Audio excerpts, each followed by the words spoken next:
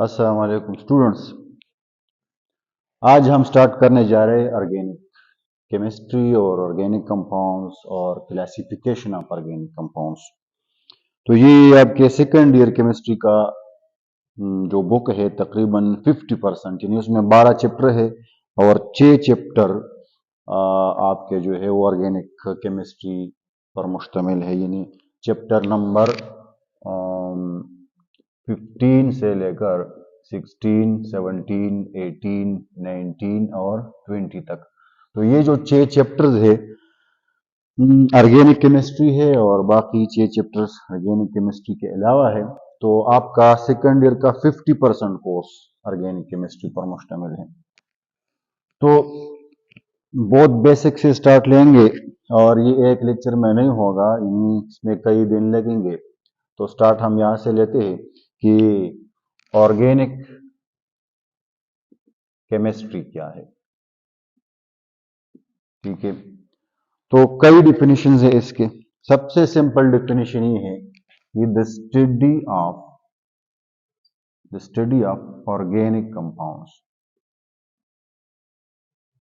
The study of organic compounds is called organic chemistry. ये तो एक डिफिनीशन।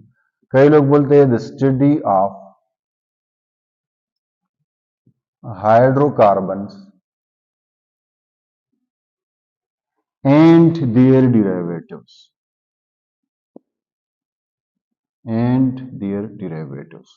तो ये भी एक डेफिनेशन है। सबसे पहले हम ये देखते हैं कि ऑर्गेनिक कंपाउंड्स है क्या। व्हाट आर ऑर्गेनिक कंपाउंड्स, यानी इसका मतलब तो ये हुआ कि कंपाउंड्स दो तरह के हैं। कंपाउंड्स जितने भी है तो वो दो तरह के हैं। एक है ऑर्गेनिक कंपाउंड्स, दूसरा है इनऑर्गेनिक।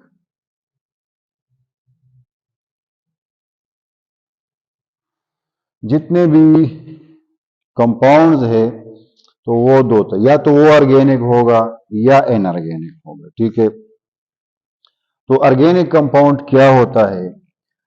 ओल्ड कंसेप्ट ये था, और पुराने जो केमिस्ट हजरात थे तो उनका कंसेप्ट ये था कि वो कंपाउंड्स जो किसी लिविंग ऑर्गेनिज्म से डिराइव हो। Compounds derived from living organism.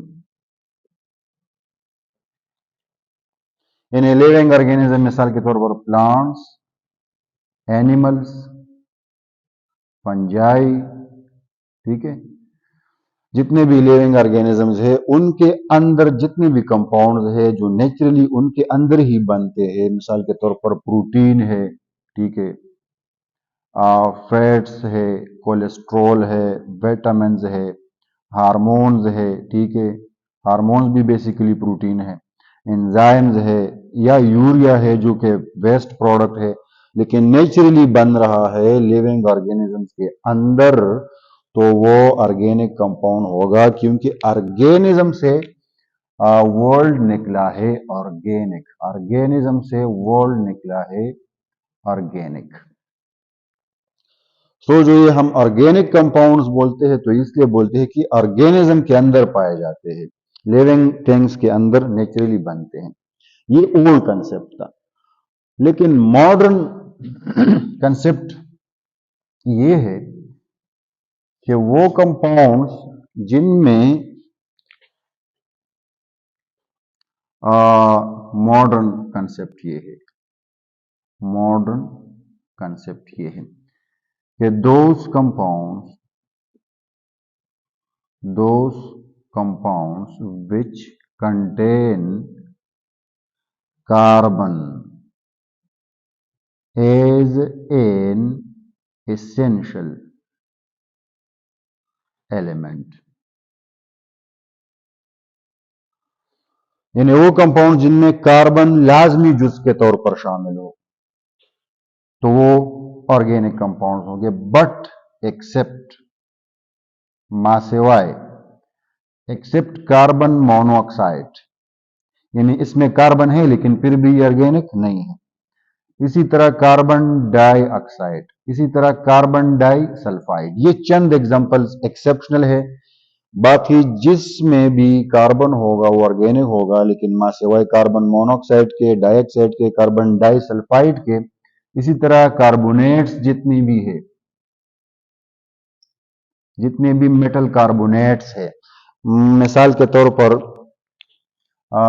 Calcium carbonate, इसी तरह मैग्नीशियम कार्बोनेट, इसी तरह सोडियम कार्बोनेट। जहां पर भी कार्बोनेट हो तो उसमें कार्बन होगा लेकिन ऑर्गेनिक नहीं होगा। इसी तरह बाइकार्बोनेट्स, बाई कार्बोनेट्स, मिसाल के तौर पर सोडियम बाई कार्बोनेट, यानी सोडियम हाइड्रोजन कार्बोनेट या बाइकार्बोनेट, जिसमें बाइकार्बोनेट आयन हो। मैग्नीशियम बाइकार्बोनेट, जितने भी बाइकार्बोनेट्स है वो भी एक्सेप्शनल है, यानी उनमें भी कार्बन है लेकिन ऑर्गेनिक नहीं है। इसी तरह इसके अलावा साइनाइड्स जितने हैं, मेटल साइनाइड्स, मिसाल के तौर पर सोडियम साइनाइड या पोटाशियम साइनाइड, जिसमें CN ये वाला साइनाइड आयन हो, तो वो भी, उसमें भी कार्बन है लेकिन वो ऑर्गेनिक नहीं है। और इसी तरह साइनेट्स, साइनेट्स जितने भी है जिसमें CNO वाला एनायन हो, साइनेट एनायन, मिसाल के तौर पर अमोनियम साइनेट NH4 और CNO अमोनियम साइनेट। तो मतलब ये हुआ, मॉडर्न में हम ये कहते हैं, मॉडर्न कंसेप्ट के तमाम वो कंपाउंड्स जिनमें कार्बन हो, तमाम वो कंपाउंड जिनमें कार्बन हो ऑर्गेनिक होंगे, मां सिवाय 1, 2, 3, 4, 5 और 6, 7। ये 7 चीजें ऐसी है जिनमें कार्बन है लेकिन ये ऑर्गेनिक फिर भी नहीं है। तो अब चंद एग्जांपल लेते हैं और मैं आपसे पूछूंगा कि भाई ये मुझे बताओ कि ये ऑर्गेनिक है या इनऑर्गेनिक है। ये एक्सेप्शनल केसेस मैंने नहीं मिटाए। अच्छा, ये आप मुझे बताएं कि CH4 ऑर्गेनिक है या इनऑर्गेनिक है। तो जहां पर कार्बन है वो ऑर्गेनिक है, मां सिवाय इनके। तो ये इनमें से तो कोई नहीं है, तो ये ऑर्गेनिक है। CH4 मीथेन ऑर्गेनिक है, ठीक है। तो इसको हमने ऑर्गेनिक के अम्ब्रेला के अंदर लिखा।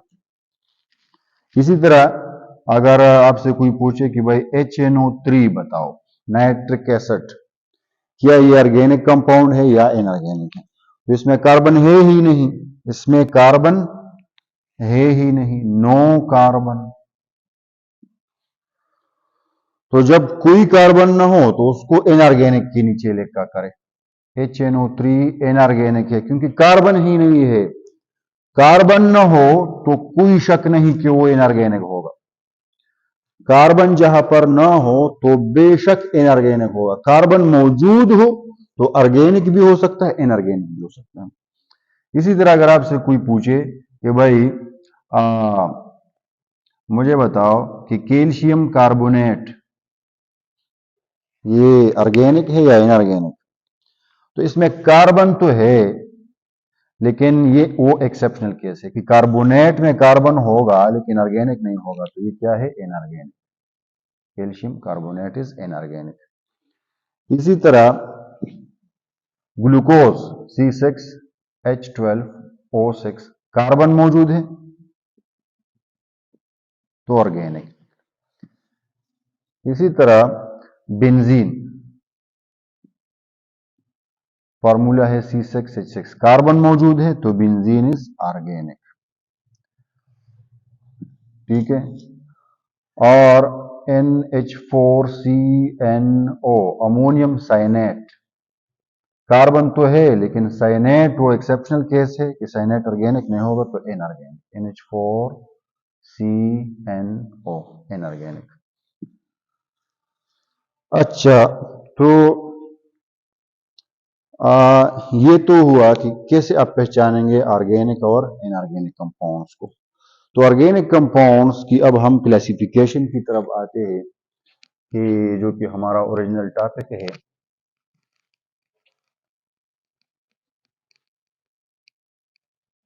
कंपाउंड्स को पहले हमने क्लासिफाई किया ऑर्गेनिक और इनऑर्गेनिक में, अब ऑर्गेनिक की फर्दर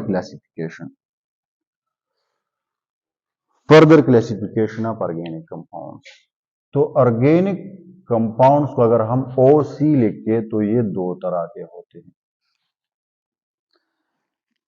इसकी क्लासिफिकेशन यानी दो तरह के हैं। एक है ओल्ड क्लासिफिकेशन, ओल्ड क्लासिफिकेशन, दूसरा है मॉडर्न क्लासिफिकेशन। इसको इधर लिखते हैं मॉडर्न या न्यू क्लासिफिकेशन। ठीक है, तो ये जो ओल्ड क्लासिफिकेशन है ये on the basis of skeleton है, on the basis of skeleton.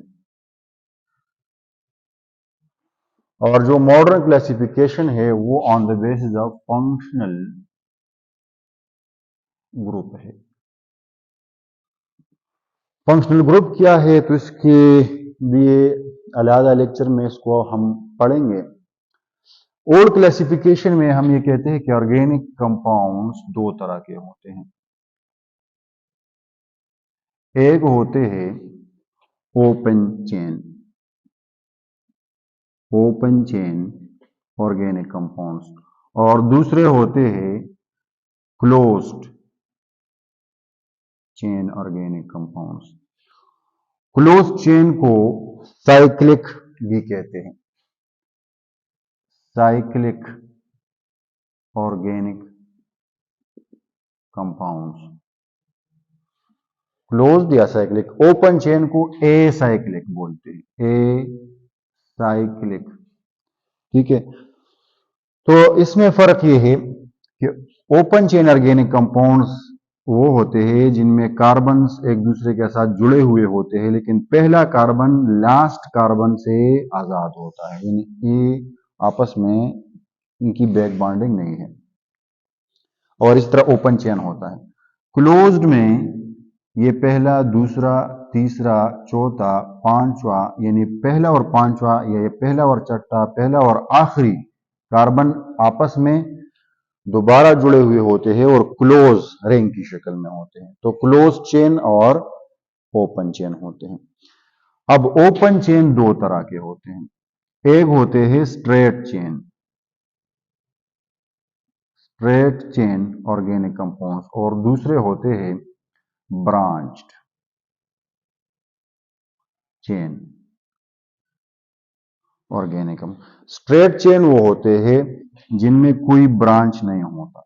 मिसाल के तौर पर ये 5 कार्बन है और एक स्ट्रेट चेन की शक्ल में है।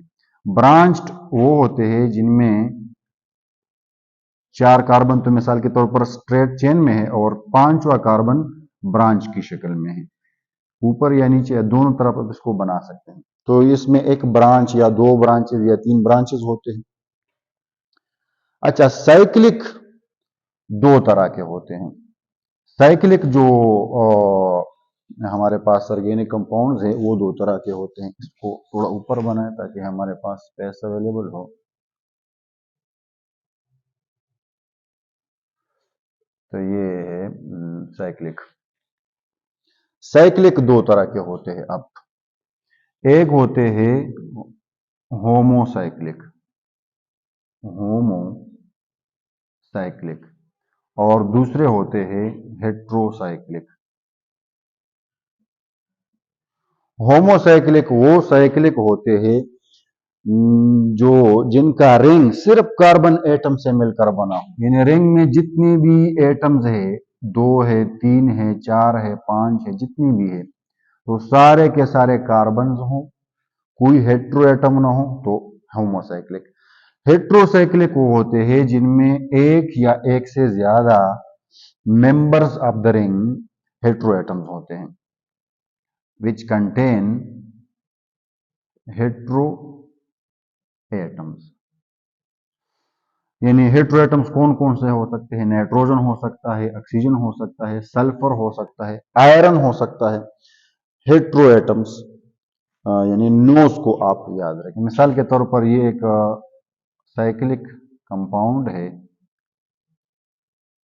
देखें तो ये 6 मेंबर रिंग है जिसमें एक मेंबर जो है वो हेट्रोएटम है, नाइट्रोजन। इसी तरह सल्फर भी आ सकता है और इसी तरह रिंग के अंदर ऑक्सीजन भी हो सकता है। तो ये hetero atom organic heterocyclic organic compounds हैं। तो ये जो होमोसाइक्लिक होते हैं ये दो तरह के होते हैं मजीद। एक होते हैं एरोमेटिक और दूसरे ये होते हैं एलिसाइक्लिक। एलिसाइक्लिक। अब देखिए दो एक जैसे अल्फाज आपको मिले, ए साइक्लिक, एली साइक्लिक, दोनों में फर्क है। ए साइक्लिक तो साइक्लिक ही नहीं है, स्ट्रेट चेन होता है acyclic. Alicyclic ring की शक्ल का होता है लेकिन एरोमेटिक नहीं होता। तो एरोमेटिक कंपाउंड्स क्या होते हैं? वो साइक्लिक ऑर्गेनिक कंपाउंड जिनके 4 क्वालिटीज हो। कितने गिन ले? 4 क्वालिटीज। एक तो वो रिंग की शक्ल के हो यानी साइक्लिक हो। दूसरा, रिंग प्लेनर होना चाहिए, रिंग मस्ट बी प्लेनर, ठीक है। यानी कोई टेढ़ा मेढ़ा रिंग ना हो बल्कि सारे जितनी, ये मिसाल के तौर पर 6 एटम्स है तो सारे एक प्लेन में है, ठीक है, तो प्लेनर हो। तीसरा, उसमें कंजुगेशन हो,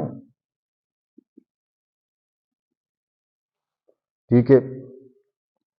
और चौथा, कंजुगेशन क्या है कि उसमें double single double single double single यानी पाई और सिग्मा बॉन्ड अल्टरनेट पोजीशन में हो। Pi sigma pi sigma pi sigma. तो जिसमें pi sigma pi sigma pi sigma वाला पैटर्न हो, या पाई सिग्मा लोन पेयर, यानी ये भी हो सकता है पाई सिग्मा और लोन पेयर, ये भी कंजुगेशन है। और पाई सिग्मा और पॉजिटिव चार्ज हो तो वो भी कंजुगेशन है। तो जिसमें कंजुगेशन होगा वो होगा एरोमेटिक। और चौथा ये कि वो हकल रूल को फॉलो करे, ओबे, यानी इधर हम लिखे ओबे हकल रूल। तो हकल रूल क्या है ये एक अलग कहानी है। देखिए पहले मैं इसको थोड़ा खत्म करना कि हेट्रोसाइक्लिक जो ऑर्गेनिक कंपाउंड्स होते हैं वो भी दो तरह के होते हैं। इनमें भी एरोमेटिक होता है, एरोमेटिक के सारे वही 4 कंडीशंस, और एलिसाइक्लिक होता है, एलिसाइक्लिक। अच्छा, ये जो एलिसाइक्लिक है इसमें भी एलिसाइक्लिक है और उसमें भी, ये एलिसाइक्लिक फिर दो तरह का होता है। या तो ये नॉन एरोमेटिक होगा या एंटी एरोमेटिक होगा। उसका भी जो एलिसाइक्लिक है या एंटी एरोमेटिक होगा, एंटी एरोमेटिक, या होगा नॉन एरो। इसका भी मैं डिफरेंस समझाऊंगा लेकिन वो किसी दूसरे लेक्चर में मैं आपको डिटेल के साथ बताऊंगा कि एरोमेटिक क्या होता है, एंटी एरोमेटिक क्या होता है और नॉन एरोमेटिक क्या होता है। तो ये सारा था ओल्ड क्लासिफिकेशन। फिर देखिए जिसमें ऑर्गेनिक कंपाउंड दो तरह के थे, ओपन चेन और क्लोज्ड चेन। ओपन चेन जो ऑर्गेनिक कंपाउंड्स है वो मजीद दो तरह के हैं, स्ट्रेट चेन और ब्रांच्ड चेन, ठीक है। और जो क्लोज चेन ऑर्गेनिक कंपाउंड थे तो वो भी दो तरह के थे, एक होमोसाइक्लिक और दूसरे हेट्रोसाइक्लिक। होमोसाइक्लिक मजीद दो तरह के हैं, एरोमेटिक और एलिसाइक्लिक, और इसी तरह हेट्रोसाइक्लिक भी दो तरह के हैं, एरोमेटिक और एलिसाइक्लिक। इनके एलिसाइक्लिक भी नॉन और एंटी एरोमेटिक दो तरह के हैं, और इनके एलिसाइक्लिक भी एंटी एरोमेटिक और नॉन एरोमेटिक दो तरह के हैं। लेकिन एरोमेटिक कंपाउंड्स क्या है, हकल रूल क्या है, कंजुगेशन क्या है, तो ये सारा कुछ अगली वीडियो में आप देखेंगे कि what is aromatic compounds, anti aromatic and non aromatic compounds. तो ये ओल्ड क्लासिफिकेशन था। नेक्स्ट वीडियो में आप देखें मॉडर्न क्लासिफिकेशन को हम नेक्स्ट वीडियो में करते हैं। जी स्टूडेंट्स, तो पिछली वीडियो में हमने कहा था कि क्लासिफिकेशन जो ऑर्गेनिक कंपाउंड्स की है दो तरह के, एक ओल्ड क्लासिफिकेशन था जो कि on the basis of skeleton था, और आज हम पढ़ेंगे मॉडर्न क्लासिफिकेशन जो कि on the basis of functional group है। तो चले शुरू करते हैं कि what is how organic compounds have been classified on the basis of functional group। तो सीधा हम लिखते हैं मॉडर्न क्लासिफिकेशन या न्यू क्लासिफिकेशन।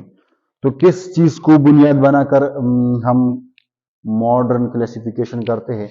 फंक्शनल ग्रुप को, ठीक है, फंक्शनल ग्रुप। तो फंक्शनल ग्रुप क्या है, पहले इसको पढ़ते हैं। देखिए, ऑर्गेनिक कंपाउंड्स के दो पार्ट्स होते हैं। मिसाल के तौर पर ये एक ऑर्गेनिक कंपाउंड है CH3, CH2, CH2 और CH2OH।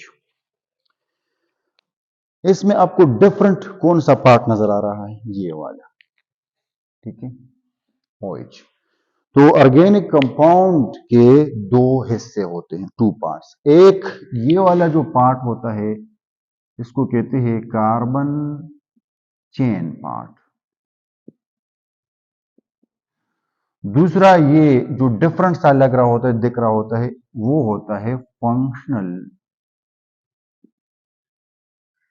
ग्रुप पार्ट, या सिंपली इसको फंक्शनल ग्रुप कहते हैं। तो फंक्शनल ग्रुप किसी ऑर्गेनिक कंपाउंड का एक्टिव पार्ट होता है। ये होता है एक्टिव पार्ट, ये एक्टिव पार्ट होता है, ठीक है। और जो कार्बन चेन पार्ट होता है वो पैसिव पार्ट होता है। क्या माना? मतलब ये है कि जितने भी प्रॉपर्टीज है किसी ऑर्गेनिक कंपाउंड्स के, तो वो फंक्शनल ग्रुप के ऊपर डिपेंड करते हैं। जितनी भी रिएक्टिविटी है तो फंक्शनल ग्रुप रिएक्शन करता है। जब भी कोई ऑर्गेनिक कंपाउंड रिएक्शन करेगा तो फंक्शनल ग्रुप रिएक्शन करेगा, फंक्शनल ग्रुप में चेंज आएगा, ये एक्टिव पार्ट होता है। इसकी एग्जांपल बिल्कुल इसी तरह है कि ये मिसाल के तौर पर कोई बस है, तो ये बस के पैसेंजर्स है, सवारियां है, जो कि बिल्कुल पैसिव होते हैं। कोई अखबार देख रहा होता है, कोई फोन में मशगूल होता है, कोई सो रहा होता है। लेकिन ये ड्राइवर है, ये कभी भी न सो सकता है न पढ़ सकता है, बल्कि ये हर वक्त एक्टिव रहेगा, हर वक्त तो जागता रहेगा। और अगर ये सो गया तो फिर तो काम खराब होगा। तो इसी तरह दूसरा एक आप देखिए एग्जांपल, ऑर्गेनिक कंपाउंड है जिसमें फ्लोरीन आपको मुख्तलिफ एटम नजर आ रहा है, तो ये इसका फंक्शनल ग्रुप है। एक और एग्जांपल लेते हैं कि CH3 CH double bond CH2, तो इसमें ये जो डबल बॉन्ड है ये इसका फंक्शनल ग्रुप है, जो एक्टिव पार्ट है ये है। तो डेफिनेशन क्या होगा? डेफिनेशन ये होगा कि फंक्शनल ग्रुप एटम भी हो सकता है, ग्रुप ऑफ एटम भी हो सकता है, और कोई मल्टीपल बॉन्ड भी हो सकता है।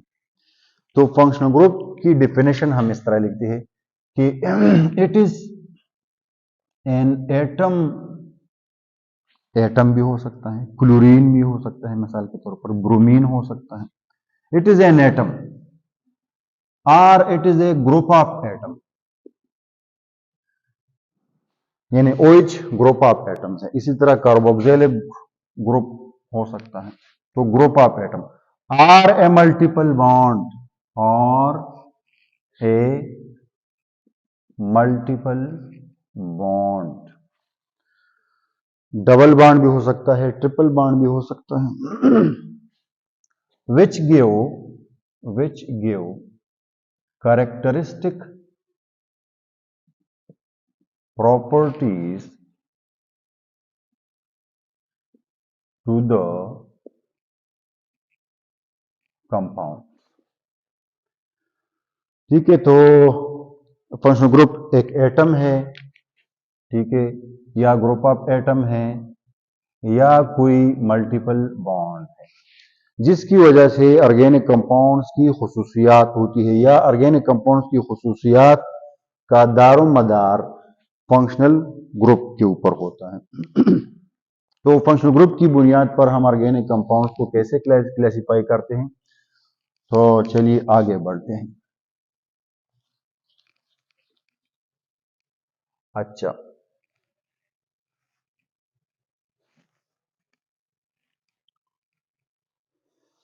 मॉडर्न क्लासिफिकेशन में हम कहें कि ऑर्गेनिक जो कंपाउंड्स होते हैं वो दो तरह के होते हैं। एक होते हैं हाइड्रोकार्बन्स, दूसरे होते हैं इनके डिराइवेटिव्स ऑफ हाइड्रोकार्बन्स। अच्छा, हाइड्रोकार्बन वो ऑर्गेनिक कंपाउंड्स होते हैं जो कि सिर्फ कार्बन और हाइड्रोजन से बने होते हैं, जो सिर्फ कार्बन और हाइड्रोजन से बने होते हैं। As the name indicate, hydro is for hydrogen and carbon is for carbon. मिसाल के तौर पर CH4 है, तो ये हाइड्रोकार्बन है क्योंकि इसमें सिर्फ कार्बन और हाइड्रोजन है, कोई दूसरा एलिमेंट नहीं है। इसी तरह बेंजीन है, तो ये भी हाइड्रोकार्बन है। इसी तरह C2H4 है, E3, तो ये भी हाइड्रोकार्बन है। और डिराइवेटिव्स ऑफ हाइड्रोकार्बन, मिसाल के तौर पर CH3OH है। तो अब आप इस कंपाउंड को देखें, इसमें कार्बन है, हाइड्रोजन भी है, लेकिन इन दोनों के अलावा इसमें ऑक्सीजन भी है। तो देखिए, इसका ऑक्सीजन हम थोड़ा रेड से लिखते हैं। तो जब भी आपको कार्बन और हाइड्रोजन के अलावा कोई एलिमेंट नजर आए तो वो हाइड्रोकार्बन नहीं है, फिर वो डिराइवेटिव ऑफ हाइड्रोकार्बन है। तो इस तरह तो ऑर्गेनिक कंपाउंड दो तरह के हो गए, हाइड्रोकार्बन और डेरिवेटिव्स। फिर हाइड्रोकार्बन्स दो तरह के होते हैं, या तो वो होंगे सैचुरेटेड हाइड्रोकार्बन्स, या होंगे अनसैचुरेटेड हाइड्रोकार्बन्स। ठीक है, अनसैचुरेटेड हाइड्रोकार्बन्स। अच्छा, तो सैचुरेटेड हाइड्रोकार्बन वो होते हैं जिसमें कार्बन के 4 सिंगल बॉन्ड हो और उसमें मजीद यानी एडिशन की जरूरत की गुंजाइश ना हो। नो एडिशन, नो फर्दर, इसमें आप ऐड नहीं कर सकते, फर्दर हाइड्रोजन ऐड नहीं कर सकते, फर्दर क्लोरीन आप इसमें ऐड नहीं कर सकते, फर्दर कोई चीज आप इसमें ऐड नहीं कर सकते, क्योंकि कार्बन ने चारों सिंगल बॉन्ड बनाए रखे हैं। अनसैचुरेटेड हाइड्रोकार्बन दो तरह के होते हैं, एक को कहते हैं अल्कीन, दूसरे को कहते हैं अल्काइंस। अल्कीन जो होते हैं जिसमें कम से कम एक डबल बॉन्ड हो बिटवीन टू कार्बन्स, अल्काइन जो होते हैं जिसमें कम से कम एक ट्रिपल बॉन्ड हो बिटवीन टू कार्बन्स। और सैचुरेटेड जो हाइड्रोकार्बन है इनको कहते हैं अल्केन्स। तो जब आप किसी हाइड्रोकार्बन को देखें जिसमें सारे सिंगल बॉन्ड हो, मिसाल के तौर पर ये देखें, ये कोई हाइड्रोकार्बन है जिसमें कार्बन कार्बन बॉन्ड्स को आप देखें, ठीक है, सिंगल सिंगल सिंगल, तो सारे सिंगल बॉन्ड हो तो अल्केन है, सेचुरेटेड है। कोई आप हाइड्रोकार्बन देखिए जिसमें कम से कम एक डबल बॉन्ड हो, बाकी बेशक सारे सिंगल हो लेकिन कम से कम एक डबल हो या दो डबल बॉन्ड हो, तो वो अनसेचुरेटेड है और उनको कहते हैं अल्कीन। और अगर आप कोई ऐसा हाइड्रोकार्बन देखे जिसमें कम से कम एक ट्रिपल बॉन्ड हो, बाकी सारे या सिंगल बॉन्ड हो या डबल, लेकिन कम से कम एक उसमें ट्रिपल बॉन्ड हो, तो वो भी अनसेचुरेटेड है और वो है अल्काइन। तो इसी तरह जो है हाइड्रोकार्बन दो तरह के हो गए, सेचुरेटेड और अनसेचुरेटेड। और अनसेचुरेटेड फिर मजीद दो तरह के हो गए, अल्कीन्स और अल्काइंस। और सेचुरेटेड जो है ये अल्केन्स कहलाते हैं। जो डेरिवेटिव्स ऑफ हाइड्रोकार्बन्स है तो उनमें पहला हम एग्जांपल लेते हैं इस चीज का, अल्काइल हैलाइड का। थोड़ा सा इधर स्पेस क्रिएट करें, ये अल्काइंस को इधर से, अब तो आप समझ गए, ठीक है। चलो इधर लेते हैं अल्काइंस। अच्छा, तो जो डेरिवेटिव्स ऑफ हाइड्रोकार्बन है उसमें हम पहला लिखते हैं अल्काइल हैलाइड्स। अल्काइल हैलाइड्स का जनरल फॉर्म जो है वो RX है। R इसमें एनी अल्काइल है और X इसमें एनी हैलोजन है। मिसाल के तौर पर CH3 को आप अल्काइल ले ले और हैलोजन की जगह आप क्लोरीन ले ले, तो इसका जो फंक्शनल ग्रुप है वो हैलोजन एटम है, ठीक है। दूसरा एग्जांपल है एमाइंस। एमाइंस का जनरल फॉर्म है RNH2। R इसमें एनी अल्काइल है, मिसाल के तौर पर आप CH3 ले लें और NH2 इसका फंक्शनल ग्रुप है। तो एमाइंस का जो फंक्शनल ग्रुप होता है वो NH2 ग्रुप होता है। अच्छा, तीसरा जो है वो है अल्कोहल्स। अल्कोहल वो ऑर्गेनिक कंपाउंड होते हैं जिसमें OH फंक्शनल ग्रुप होता है, हाइड्रॉक्सल ग्रुप। देखिए इसको कहते हैं हाइड्रॉक्सल ग्रुप, ठीक है। ये हाइड्रोक्साइड आयन नहीं है वैसे। अब ये एक आप नोट कर ले कि NaOH में जो OH है, सोडियम हाइड्रोक्साइड में जो OH है उसको हाइड्रोक्साइड आयन कहते हैं, इसको कहते हैं हाइड्रोक्साइड आयन। जबकि यहां पर जो OH है ये हाइड्रॉक्सल ग्रुप है, नाम में फर्क है। हाइड्रॉक्सल ग्रुप वो होगा वो OH जो किसी दूसरे चीज के साथ कोवेलेंट बॉन्ड के थ्रू अटैच हो, तो हाइड्रॉक्सल ग्रुप वो OH जो किसी दूसरे एटम आयन के साथ आयनिक बॉन्ड के थ्रू, यहां पर आयनिक बॉन्ड है, अगर कोवेलेंट बॉन्ड हो तो हाइड्रॉक्सल, अगर आयनिक बॉन्ड के थ्रू अटैच हो तो उस OH को हाइड्रॉक्साइड आयन बोलते हैं।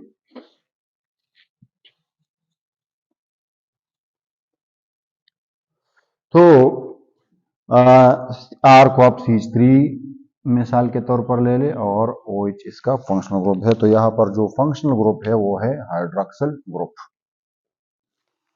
इसी तरह चौथा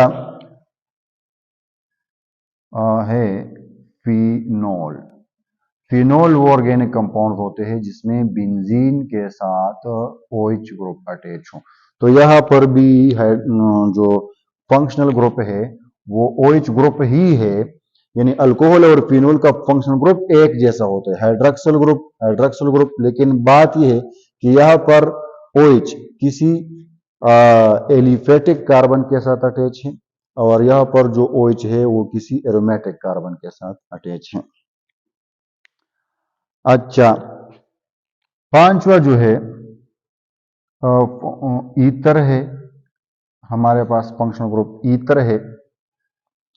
ईथर का जनरल फॉर्म ROR होता है। R तो आप जानते हैं एनी अल्काइल हो गया, मिसाल के तौर पर CH3 R हो गया O, और ये भी CH3 दूसरा R है। तो यहां पर जो फंक्शनल ग्रुप है दैट इज ऑक्सीजन एटम। अब अल्काइल हैलाइड को आप पढ़ेंगे चैप्टर नंबर 17 में। अल्काइल हैलाइड को आप पढ़ेंगे चैप्टर नंबर 17 में, और एमाइंस को भी अब पढ़ेंगे चैप्टर नंबर 17 में, ठीक है। और अल्कोहल, फिनोल और ईथर, इन तीनों को आप पढ़ेंगे चैप्टर नंबर 18 में। चैप्टर नंबर 18 का नाम भी अल्कोहल, फिनोल एंड ईथर्स। इसी तरह हाइड्रोकार्बन्स को आप पढ़ेंगे चैप्टर नंबर 16 में। आगे की तरफ बढ़ते हैं, 5 फंक्शनल ग्रुप ये हो गए, और जाते हैं हम छठे, 7वें, 8वें की तरफ।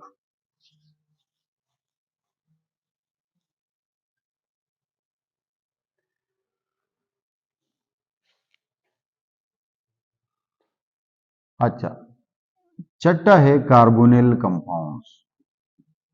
कार्बोनिल, ये वो हाइड्रोकार्बन्स होते हैं जिनमें कार्बोनिल फंक्शनल ग्रुप होता है। जिनमें क्या होता है? Carbonyl group. कार्बोनिल ग्रुप क्या होता है? एक कार्बन होता है जिसके पास साथ डबल बॉन्ड ऑक्सीजन होता है और इसके 2 वैलेंसीज फ्री होते हैं। तो ये 2 तरह का हो सकता है। अगर कार्बोनिल ग्रुप की एक जानिब हाइड्रोजन और दूसरी जानिब अल्काइल हो तो फिर उसको अल्डिहाइड कहते हैं। मिसाल के तौर पर CH3R हो गया, इसके बाद C, फिर डबल बॉन्ड ऑक्सीजन, फिर H, तो ये एक अल्डिहाइड है।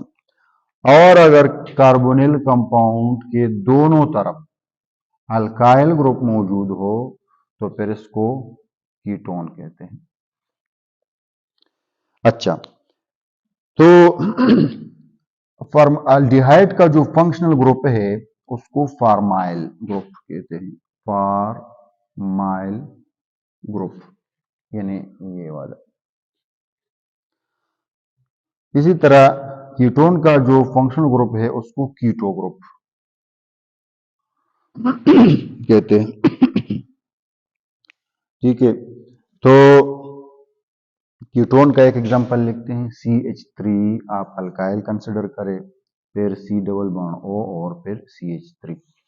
तो अल्डिहाइड्स और कीटोन्स, एक बात ये कि अगर कार्बोनिल कंपाउंड के दोनों तरफ हाइड्रोजन हो तो फिर वो भी अल्डिहाइड है, क्योंकि इसमें फार्माइल ग्रुप तो है लेकिन वो एक स्पेशल अल्डिहाइड है जिसका नाम होता है फॉर्मल्डिहाइड। फॉर्मल्डिहाइड। तो ये सारी चीजें अल्डिहाइड और कीटोन्स ये आप पढ़ेंगे चैप्टर नंबर उसमें 19 में। चैप्टर नंबर 19 है carbonyl compounds, aldehydes and ketones. अच्छा, 7वां जो फंक्शनल ग्रुप है,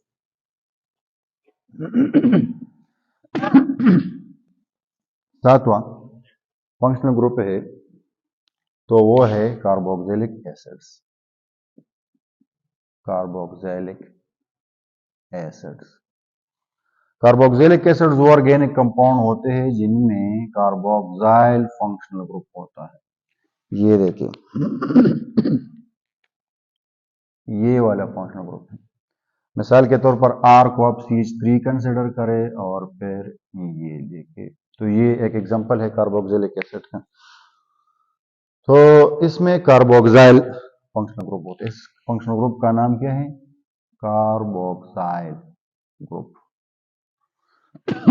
इसको हम बाद में डिटेल से पढ़ेंगे कि इसको कार्बोक्साइल क्यों कहते हैं, क्योंकि ये 2 फंक्शनल ग्रुप्स का कॉम्बिनेशन है। एक इसमें कार्बोनिल है, दूसरा हाइड्रॉक्सिल है, तो नाम दोनों के कॉम्बिनेशन से बना है। कार्बोनिल के पहले 4 हुरूफ और हाइड्रॉक्सिल के आखिरी 4 हुरूफ को मिलाकर कार्बोक्सिल का नाम बना है, को बाद में पढ़ेंगे। और 8वां है derivatives, derivatives of carboxylic acids. तो डेरिवेटिव्स कार्बोक्सिलिक एसिड के आप पढ़ेंगे 5। कौन कौन से? इसमें एक है एसिड हैलाइड्स, दूसरा है एसिड एमाइड्स, तीसरा है एसिड एनहाइड्राइड्स, चौथा है ईस्टर, पांचवा है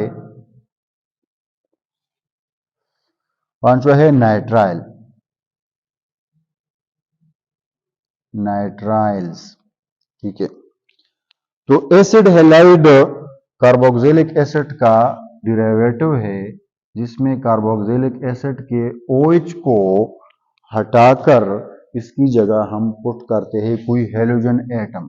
यहां पर आप लिख के कोई हैलोजन एटम। ठीक है, तो इसका फंक्शनल ग्रुप ये बन गया। ठीक है, दूसरा है एसिड एमाइड, ये कार्बोक्सिलिक एसिड का वो डेरिवेटिव है। ठीक है, ये कार्बोक्सिलिक एसिड का वो जिसमें OH को आप हटाकर यहां पर लगाते हैं NH2। तो ये जो ग्रुप है that is amide functional group, that is known as amide functional group. तीसरा है एसिड एनहाइड्राइड। तो ये एसिड एनहाइड्राइड को थोड़ा सा इधर देखिए, इधर देखिए,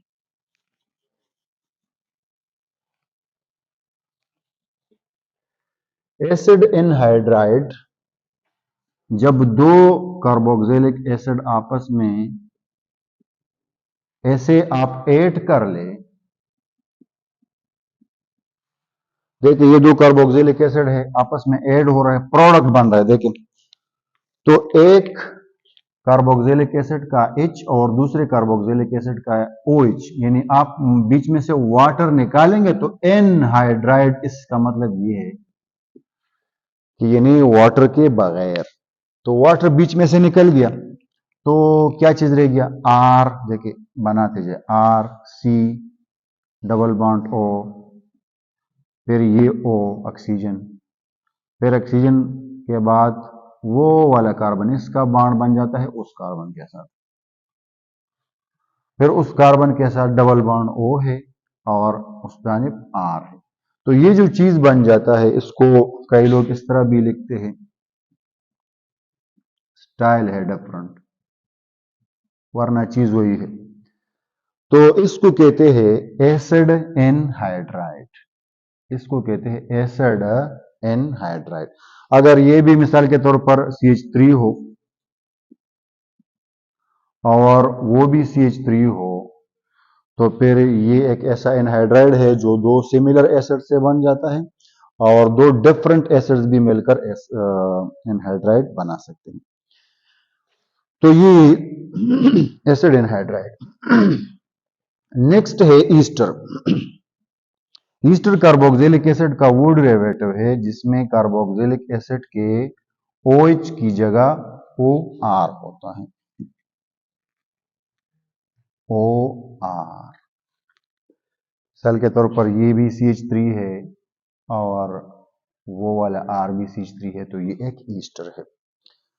और नाइट्राइल कार्बोक्सिलिक एसिड का वो डेरिवेटिव है जिसमें ये सारा कुछ H भी, यानी OH भी चला गया, O भी चला गया, इसके 3 बॉन्ड्स रह गए। ठीक है, ये तीनों बॉन्ड इकट्ठा करके ट्रिपल बॉन्ड बनाता है नाइट्रोजन के साथ। तो ऐसे कार्बोक्सिलिक एसिड के डेरिवेटिव्स को नाइट्राइल्स कहते हैं।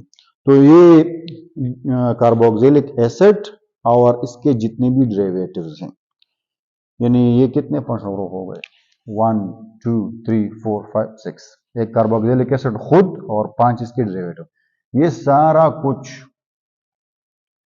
आप पढ़ेंगे चैप्टर नंबर 20 में। तो ये आपका सारा ऑर्गेनिक केमिस्ट्री होगा। इंशाल्लाह हम आगे बढ़ेंगे और ये सारे 20 चैप्टर तक आपका यानी रोड मैप हो गया। ठीक है।